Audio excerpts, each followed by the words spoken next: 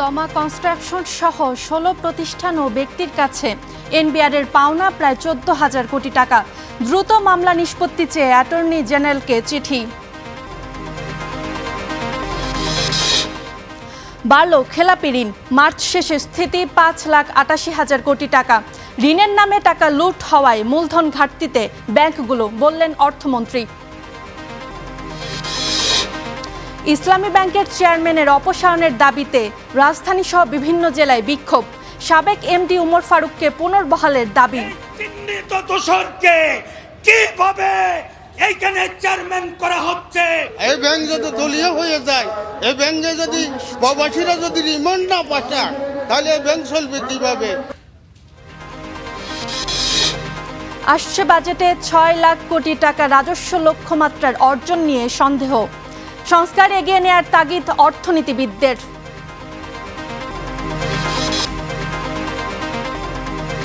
স্বাগত স্টার বিস্টোরের আয়োজনে, আপনাদের সঙ্গে আছি আমি রোকসানা রিমি। তমা কনস্ট্রাকশন সহ ১৬ ব্যক্তি ও প্রতিষ্ঠানের কাছে মামলা জটে আটকে থাকা প্রায় ১৪,০০০ কোটি টাকা কর আদায়ে নতুন উদ্যোগ নিয়েছে জাতীয় রাজস্ব বোর্ড এনবিআর। বিচারাধীন মামলাগুলো দ্রুত নিষ্পত্তির চেয়ে অ্যাটর্নি জেনারেলের কাছে চিঠি দিয়েছে সংস্থাটি। মামলাগুলোকে অগ্রাধিকার ভিত্তিতে পরিচালনার প্রয়োজনীয় ব্যবস্থা নিতে অনুরোধ করা হয়েছে। মুন্নাফ রশিদের প্রতিবেদনে বিস্তারিত। রাষ্ট্রের ব্যয়ের অর্থের বড় অংশই আসে এনবিআরের রাজস্ব আদায় থেকে, কিন্তু চলতি অর্থবছরেও রাজস্ব আদায়ে লক্ষ্যমাত্রার তুলনায় পিছিয়ে রয়েছে এনবিআর। চলতি ২০২৫-২৬ অর্থবছরের প্রথম ১০ মাসেই এনবিআর রাজস্ব আদায়ে ঘাটতি দাঁড়িয়েছে ১,০৪,০০০ কোটি টাকা। এমন পরিস্থিতিতে মামলা জটিলতায় দীর্ঘদিন ধরে আটকে থাকা বিপুল পরিমাণ রাজস্ব আদায়ে তৎপর হয়েছে এনবিআর। মামলার কারণে আটকে থাকা ১৩,৭২৫ কোটি টাকার কর আদায়ে আইনি ব্যবস্থা নিতে সম্প্রতি রাষ্ট্রের সর্বোচ্চ আইন কর্মকর্তাকে চিঠি দিয়েছেন এনবিআর চেয়ারম্যান। চিঠিতে বিচারাধীন কর মামলাগুলো দ্রুত নিষ্পত্তির উদ্যোগ নেওয়ার অনুরোধ জানানো হয়েছে। চিঠিতে বলা হয়েছে, মামলা জটে আটকে আছে হাজার হাজার কোটি টাকার রাজস্ব। এর মধ্যে সরকারি বেসরকারি ১৬টি প্রতিষ্ঠান ও ব্যক্তির সঙ্গে চলমান ১৬টি মামলায় মোট ১৩,৭২৫ কোটি টাকারও বেশি রাজস্ব আটকে আছে। তালিকায় রয়েছে রাষ্ট্রায়ত্ত প্রতিষ্ঠান Bangladesh petroleum corporation, Titas gas সহ কয়েকটি ব্যাংক, বেসরকারি কোম্পানি এবং কয়েকজন ব্যক্তি করদাতাও। চিঠি সূত্রে জানা যায়, সবচেয়ে বেশি ৭,২৬৬ কোটি টাকা আটকে আছে বিপিসির কাছে, তিতাস গ্যাসের কাছে ১,১৯৫ কোটি টাকা, জনতা ও সোনালী ব্যাংকের কাছে ৬৬৮ কোটি টাকা এবং ৫৭৮ কোটি টাকা। এছাড়া বেসরকারি নির্মাণ প্রতিষ্ঠান তমা কনস্ট্রাকশনের কাছে পাওনা ২৭৪ কোটি টাকা। বিশ্লেষকরা বলছেন, রাজস্ব সংশ্লিষ্ট মামলাগুলো দ্রুত নিষ্পত্তির উদ্যোগ নেওয়া উচিত। যখনই আপনার এই ডিসপিউটগুলো চলতে থাকবে, তখন কিন্তু এনবিআর এর অ্যাকাউন্টে তারা আবার ওই পেনাল্টিটা অ্যাড করতে থাকেন, সুতরাং ক্লেমটাও আস্তে আস্তে বড় হতে থাকে। সুতরাং আপনি যখন নিষ্পত্তি করবেন না, তখন কিন্তু ক্লেম আস্তে আস্তে বাড়তে থাকবে। অল্টারনেটিভ ডিসপিউট রেজলিউশন করার যে প্রক্রিয়া, এটা তো প্রাতিষ্ঠানিকভাবে অনেক আগে থেকেই আছে। প্রক্রিয়াটাকে আরও ভালোভাবে যদি ব্যবহার করা যায়, তাহলে যেই দীর্ঘ আইনি জটিলতার ভিতরে অনেকগুলো ক্লেম আটকে আছে, সেগুলোকে ক্লিয়ার করাটা সম্ভব। দীর্ঘদিন ধরে আদালতে আটকে থাকা কর মামলাগুলো দ্রুত নিষ্পত্তি হলে একদিকে যেমন সরকারের আয় বাড়বে, অন্যদিকে কর ব্যবস্থাপনায় জবাবদিহিতাও শক্তিশালী হবে বলে মনে করছেন সংশ্লিষ্টরা। Munnaf Rashid, star news, Dhaka.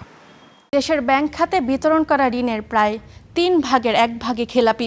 3 মাসে এই ঋণ ৩১,০০০ কোটি টাকার বেশি বেড়ে মোট খেলাপির পরিমাণ দাঁড়িয়েছে ৫,৮৮,০০০ কোটি টাকা। এর মধ্যে রাষ্ট্রায়ত্ত ৬টি ব্যাংকের বিতরণ করা ঋণের প্রায় অর্ধেকই খেলাপি। বিশ্লেষকরা বলছেন, ইচ্ছাকৃত খেলাপিদের চিহ্নিত করে বিচার নিশ্চিত করতে হবে। শেখ হাসিনা সরকারের পতনের পর অন্তর্বর্তী সরকার দেশের ব্যাংকিং খাতের প্রকৃত চিত্র সামনে আনার উদ্যোগ নেয়। প্রকাশ্যে আনে কার্পেটের নিচে লুকিয়ে রাখা খেলাপি ঋণের তথ্য। এতে হঠাৎ বাড়তে থাকে খেলাপির পরিমাণ। এবার 3 মাসেই খেলাপি ঋণ বেড়েছে ৩১,০০০ কোটি টাকার বেশি। গেল মার্চ শেষে ব্যাংকিং খাতের খেলাপি ঋণ দাঁড়িয়েছে ৫,৮৮,৭০৪ কোটি টাকায়, যা বিতরণ করা ঋণের 3 ভাগের 1 ভাগ। সবচেয়ে বেশি খেলাপি রাষ্ট্রায়ত্ত বাণিজ্যিক ব্যাংকগুলোতে ৪৫.21%। তবে কার্যক্রম পরিচালনা করা বিদেশি ব্যাংকগুলোতে এই হার 4%, বিশেষায়িত ব্যাংকে 37%। ৬০,০০০ কোটি টাকার একটি প্রণোদনা প্যাকেজও বাংলাদেশ ব্যাংক ঘোষণা করেছে।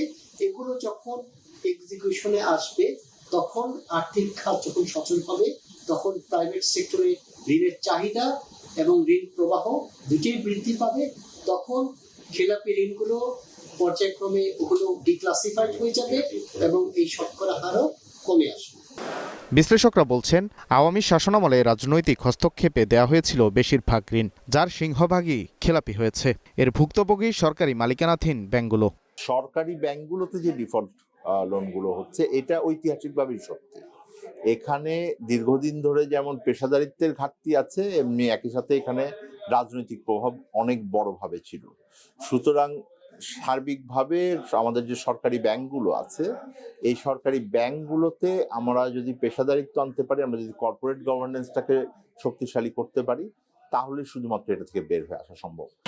ব্যাংক খাতে খেলাপি ঋণ কমাতে ইচ্ছাকৃত ও অনিচ্ছাকৃত খেলাপিদের চিহ্নিত করে ব্যবস্থা নেওয়ার তাগিদ অর্থনীতিবিদদের। পাশাপাশি ঘোষিত প্রণোদনা প্যাকেজ ও নীতি সহায়তার সঠিক তদারকির কথাও বলছেন তারা।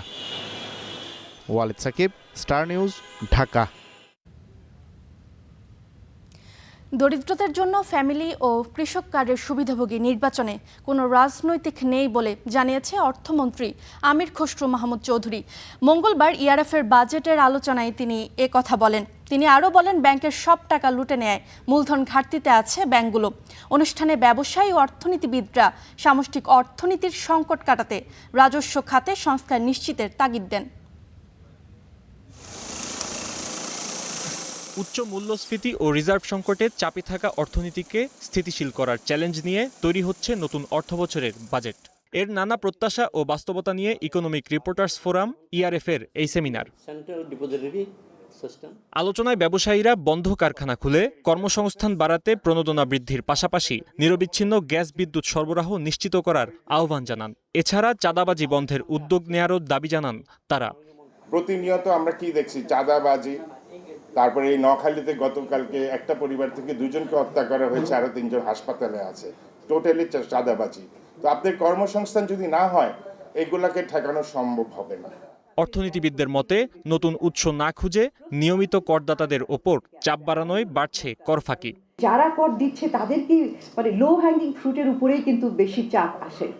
নতুন নতুন ক্ষেত্রটা সত্যিকার অর্থে তারা কিভাবে বাস্তবায়ন করবেন সেটাই হচ্ছে বিষয়, এবং কর ফাঁকি দেওয়ার পরিমাণটাও কিন্তু অনেক বেশি। মূল বিষয়টা হচ্ছে এখানে সংস্কার।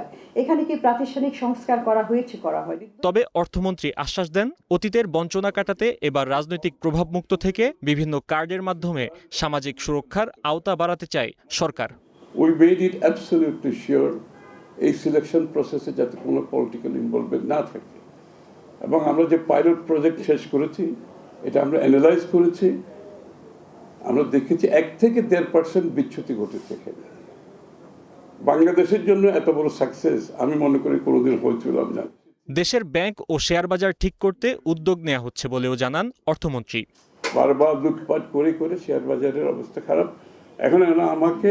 এখন সবচেয়ে বড় যে ব্যাংকগুলো আন্ডার ক্যাপিটালাইজ, ব্যাংকগুলো তো লুটপাট করে নিয়ে গেছে টাকা, আন্ডার ক্যাপিটালাইজ বেশি অনেকগুলো bank. So capital market has to be in place. ইনশাআল্লাহ it will be functional in no time, I can assure you.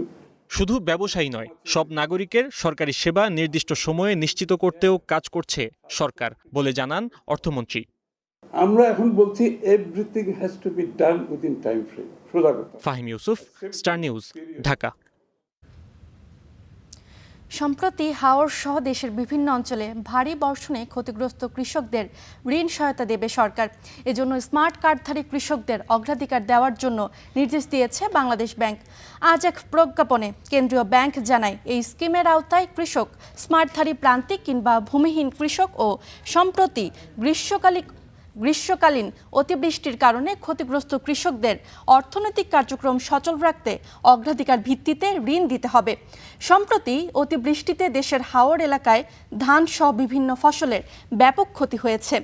এই প্রেক্ষিতে সিলেট, সুনামগঞ্জ, হবিগঞ্জ, কিশোরগঞ্জ, নেত্রকোনা ও ময়মনসিংহ অঞ্চলের হাওর এলাকার পাশাপাশি দেশের অন্যান্য জেলায় অতিরিক্ত বৃষ্টিতে ক্ষতিগ্রস্ত কৃষকদের এই ঋণ দেওয়ার ক্ষেত্রে অগ্রাধিকার দিতে বলা হয়েছে।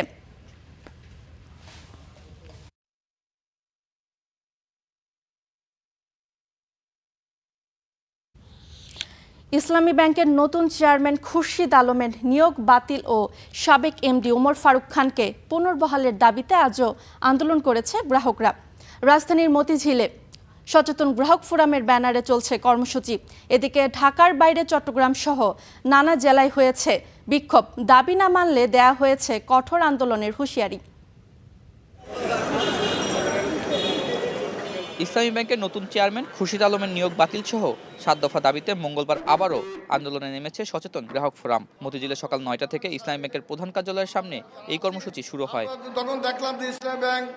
আন্দোলনকারীদের দাবি, সরকার ও বাংলাদেশ ব্যাংক ষড়যন্ত্র করে ব্যাংকটিকে আবারও লুটেরাদের হাতে তুলে দিচ্ছে। গ্রাহকদের আন্দোলনকে কেন্দ্রীয় ব্যাংক অন্য খাতে নেওয়ার চেষ্টা করছে বলেও অভিযোগ করেন তারা। আমরা ভেবেছিলাম সেই ফ্যাসিস্ট চলে গেলেও বাংলাদেশে আবার নতুন একটি সরকার প্রতিষ্ঠিত হবে।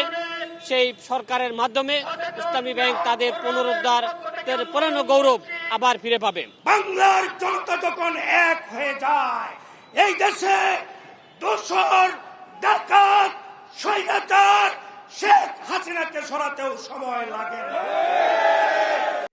আন্দোলনকারীদের 7 দফার দাবির মধ্যে আছে ইসলামী ব্যাংকের বর্তমান পর্ষদ ভেঙে দিয়ে অর্থনীতিবিদদের সমন্বয়ে নতুন পর্ষদ পুনর্গঠন করা। দাবি আদায় না হলে আন্দোলন চালিয়ে যাওয়ার ঘোষণা দেওয়া হয়েছে। এখান থেকে সরানো ছাড়া, তাকে এখান থেকে অপসারণ ছাড়া আমরা এখানেই থাকবো ইনশাআল্লাহ। নতুন সরকার আসবে, এই নতুন সরকার এসে এই দেশে এই ব্যাংকটিকে আবার তারা আগের জায়গায় ফিরিয়ে দিয়ে তার সুনাম ফিরিয়ে আনবে।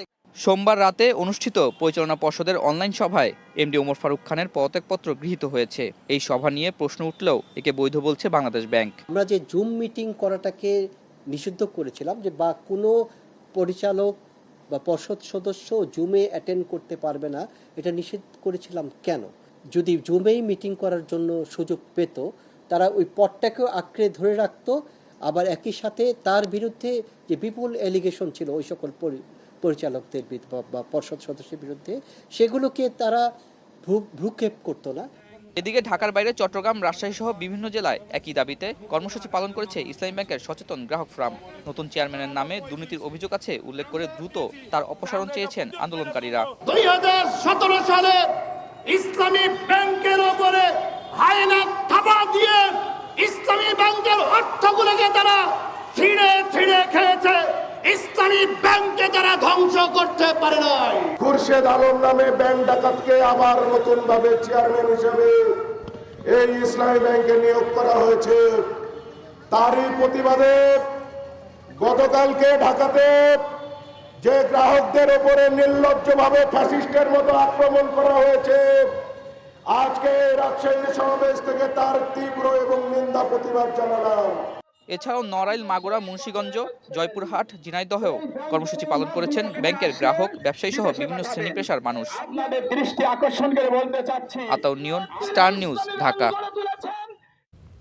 12 কেজি ওজনের এলপি সিলিন্ডারের গ্যাসের দাম কমালো 55 টাকা কমালো Bangladesh energy regulatory commission BERC। এতে জুন মাসের জন্য এলপি গ্যাসের দাম দাঁড়ালো 1885 টাকা। মঙ্গলবার মূল্য ঘোষণা সংক্রান্ত এক বিজ্ঞপ্তিতে BERC জানায়, মূসক সহ প্রতি কেজি এলপি গ্যাসের দাম নির্ধারণ করা হয়েছে 157 টাকা। এছাড়া 35 কেজি সিলিন্ডার 5497 টাকা ও 45 কেজি 7068 টাকা। আজ সন্ধ্যা থেকে নতুন এই দাম কার্যকর হয়েছে। এর আগে গত মে মাসে অপরিবর্তিত রাখা হয় এলপি গ্যাসের দাম। তবে এপ্রিলে 2 দফায় বাড়ানো হয় 599 টাকা, যা বাংলাদেশের ইতিহাসে সর্বোচ্চ।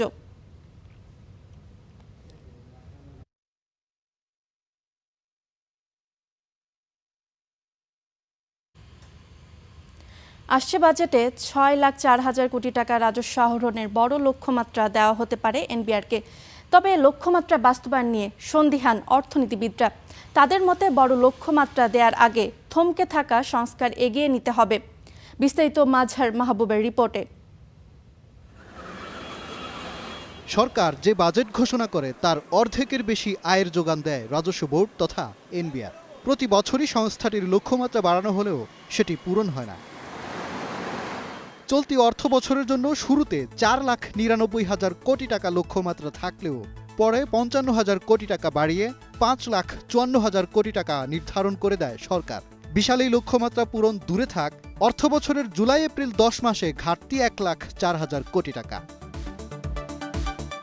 এমন বাস্তবতায় আগামী অর্থ বছরের জন্য 6,04,000 কোটি টাকার লক্ষ্যমাত্রা বেঁধে দেয়া হতে পারে এনবিআরকে। যথাযথ সংস্কার না হলে এত বড় লক্ষ্যমাত্রা অর্জন সম্ভব নয় বলে মনে করেন অর্থনীতিবিদরা।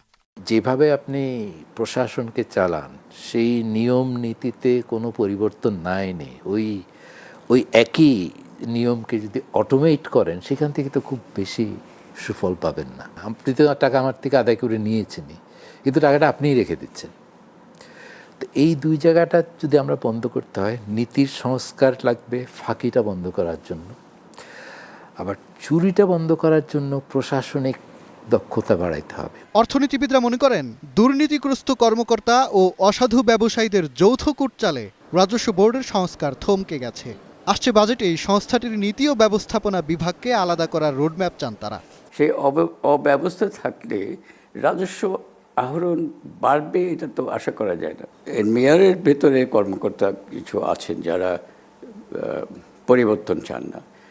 ব্যবসায়ী মহলে কতগুলি গ্রুপ আছে যারা পরিবর্তন চান না, মানে স্ট্যাটাস কো ওনাদের সুবিধা। ডিজিটাইজেশন কিন্তু ওই ব্যবস্থাটা করতে পারে by separating tax collectors from taxpayers. ন্যায়ভিত্তিক ও বৈষম্যহীন রাষ্ট্র প্রতিষ্ঠায় রাজস্ব বোর্ডকে পরোক্ষ করের চেয়ে প্রত্যক্ষ করের উপর নির্ভরশীলতা বাড়ানোর পরামর্শ দিয়েছেন অর্থনীতিবিদরা। মাজহার মাহবুব, স্টার নিউজ, ঢাকা। 30 তরুণকে রাশিয়ায় পাচারে জড়িত 3টি এজেন্সির লাইসেন্স বাতিল করেছে সরকার। প্রবাসী কল্যাণ মন্ত্রণালয়ের সংবাদ সম্মেলনে এই কথা জানিয়েছেন প্রবাসী কল্যাণ মন্ত্রী আরিফুল হক চৌধুরী। জানান, শ্রমবাজারে কোনো ধরনের সিন্ডিকেট গড়ে উঠতে দেয়া হবে না।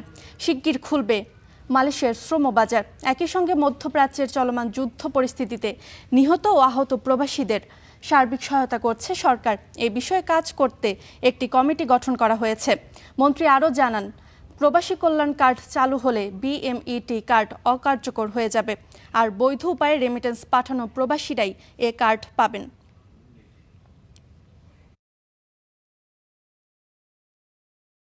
রাশিয়ায় 30 জন যুবক প্রতারণামূলকভাবে প্রেরণের দায়ে আমরা অ্যাকশনে গিয়েছি। 3টা রিক্রুটিং এজেন্সির লাইসেন্স আমরা প্রত্যাহার করেছি, তাদের জামানত আমরা বাজেয়াপ্ত করেছি, তাদের বিরুদ্ধে আমরা আইনানুগ সেই ব্যবস্থাও আমরা নিচ্ছি। এই রুটে মানুষের সঙ্গে যারা প্রতারণা এবং এই ধরনের ব্যবসায় যারা, আমরা কাউকেই ছাড়ব না। আমরা জিরো টলারেন্স এই ব্যাপারে। 2026 সালের মে মাসে চট্টগ্রাম বন্দরের নিউ মোরিং কন্টেইনার টার্মিনাল এনসিটিতে কন্টেইনার হ্যান্ডলিংয়ে নতুন রেকর্ড হয়েছে। প্রেস বিজ্ঞপ্তিতে বন্দর কর্তৃপক্ষ জানায়, সদ্য সমাপ্ত মাসে এনসিটিতে মোট 1,26,496 একক কন্টেইনার হ্যান্ডলিং করা হয়, যা এনসিটির ইতিহাসে একক মাসে সর্বোচ্চ। এর মধ্যে আমদানি কন্টেইনার 59,851 একক ও রপ্তানি কন্টেইনার হ্যান্ডলিং করা হয় 66,645 একক। এর মধ্যে দৈনিক গড়ে 4,081 একক কন্টেইনার হ্যান্ডলিং করা হয়। এর আগে 2025 সালের অক্টোবর মাসে সর্বোচ্চ 1,25,533 একক কন্টেইনার হ্যান্ডলিং করেছিল এনসিটি। হরমুজ প্রণালী বন্ধের কারণে পণ্যবাহী জাহাজ চলাচল ব্যাহত হওয়ায় বিষয়টি সাময়িক নয়। পরিস্থিতি দীর্ঘায়িত হলে আগামী 6 থেকে 12 মাসে খাদ্যপণ্যের দাম আরও বাড়বে। বিকল্প বাণিজ্যের পথ, রপ্তানিতে বিধি নিষেধ শিথিল ও শরণার্থীদের সহায়তা পৌঁছে দেওয়ার মতো বিষয়গুলো নিশ্চিত না করলে সামনের দিনগুলোতে পরিস্থিতি আরও ভয়াবহ হওয়ার পূর্বাভাস দিয়েছে জাতিসংঘের খাদ্য ও কৃষি সংস্থা FAO। জ্বালানি তেল থেকে শুরু করে খাদ্যপণ্য আমদানি রপ্তানির ধমনী হিসেবে পরিচিত হরমুজ প্রণালী। মধ্যপ্রাচ্যে অবস্থিত এই জলপথ ইরানের যুদ্ধের পর থেকে প্রায় 3 মাস ধরে অচল। মূল্যস্ফীতির আঁচ পড়তে শুরু করেছে এশিয়া, আফ্রিকা, ইউরোপ, এমনকি আমেরিকাতেও। বিভিন্ন সংস্থা বারবার সতর্ক করছে, হরমুজ প্রণালী প্রায় 90 দিন অচল থেকে বিশ্ব অর্থনীতির যে ক্ষতি হয়েছে তা সহসাই কাটছে না। বিশ্ব অর্থনৈতিক ফোরামের পর এবার জাতিসংঘের খাদ্য ও কৃষি সংস্থা FAO বলছে, পরিস্থিতি অপরিবর্তিত থাকলে আগামী 6 থেকে 12 মাসে বিশ্বে খাদ্য সংকট প্রকট হয়ে বাড়বে দাম। জাতিসংঘের খাদ্য ও কৃষি সংস্থা FAOর প্রধান অর্থনীতিবিদ ম্যাক্সিমো তোরেরো বলেন, খুব বেশি সময় নেই এই সংকট মোকাবিলার প্রস্তুতি নেওয়ার জন্য। FAO বলছে, বিভিন্ন দেশের সরকারের হস্তক্ষেপ, আন্তর্জাতিক আর্থিক সংস্থাগুলোর অংশগ্রহণ, জাতিসংঘের বিভিন্ন সংস্থা এগিয়ে আসলে তবেই এই সংকট সামাল দিতে পারবে বিশ্ব। ম্যাক্সিমো তোরেরো বলেন, বিভিন্ন দেশের সরকারকে এখনই সার, জ্বালানি আমদানি, কৃষিকাজ অগ্রাধিকার ভিত্তিতে অর্থায়ন নিয়ে সিদ্ধান্ত নিতে হবে, যেখানে আগামী 6 থেকে 12 মাসে খাদ্য সংকট সামাল দেওয়ার পদক্ষেপ থাকবে। FAO বলছে, এখনই জ্বালানি, সার, শস্য থেকে শুরু করে অনেক নিত্যপণ্যের দাম বেড়ে গেছে। সেই সঙ্গে বেড়েছে খাদ্য মূল্যস্ফীতি। পরিস্থিতি সামাল দিতে বিকল্প স্থল আর সমুদ্র পথের ব্যবহার এখন সবচেয়ে জরুরি। সেই সঙ্গে সংকটে থাকা দেশগুলোতে খাদ্যপণ্যের সরবরাহ নিশ্চিতের তাগিদ দিচ্ছে FAO। জাতিসংঘের সতর্কবার্তা, যদি এর মধ্যে জলবায়ুর এল নিনো আঘাত হানে, বিশ্ব খরা আর তাপপ্রবাহের কবলে পড়বে। ফসল উৎপাদন ব্যাহত হয়ে খাদ্য সংকট আরও প্রকট হতে পারে। ঈশিতা ব্রহ্ম, স্টার নিউজ। এই ছিল স্টার বিজ টুডের আয়োজনে। এতক্ষণ সঙ্গে থাকার জন্য ধন্যবাদ।